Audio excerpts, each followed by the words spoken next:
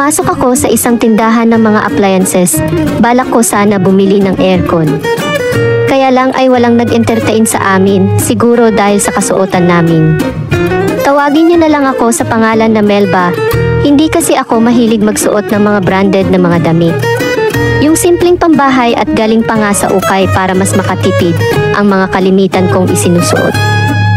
Narinig ko sa isang sales lady. Uy, ikaw na mag-assist dyan. Hindi ako mag-aksaya dyan. Paano mag-aircon yan eh? Wala naman sa itsura ang bibili. Baka nag-window shopping lang iyan. Hindi ko na lang pinansin ang sinabi ng isang sales lady. Mabuti at may nag-assist sa akin. Ipinakita naman niya ang mga sale at magandang klase ng aircon. May dumating na, akala ko ay ibang lahi na babae. Kulay dilaw kasi ang buhok nito. Yung nagmaldita kanina na sales lady ay nagkandara pa sa pag-aasikaso. Napansin ko na medyo masungit ang pag-uutos niya sa mga tindera.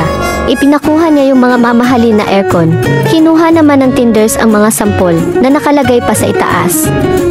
Samantalang ako natahimik lang sa isang tabi na tinitingnan kung ano ang matipid sa kuryente. Nang maonsin ko na nagmamaktol ang tindera na kanina lang ay nagkakandara pa sa pag-asikaso. Umalis na pala ang babaeng may kulay ang buhok. Hindi bumili, nag-live lang at nag-video. Kunyari ay bibili para sa kanyang content. Nabaling na naman ang atensyon niya sa akin. Bakit yan kanina pa yan ah? Baka hindi rin yan bibili. Sita niya sa akin. Excuse me miss. Ganyan ba ang pagtrato mo sa mga customers nyo? Sige na miss, ibalot mo na yan at bibilhin ko na at bibigyan pa kita ng tip, sabi ko sa nag-asikaso sa akin. At ikaw mag-antay ka, naka-video lahat ng sinabi mo sa akin. Makakarating ang lahat ng ito sa manager mo at sinisanti nga ng manager niya ang tindera na mayabang masyadong mapanghusga.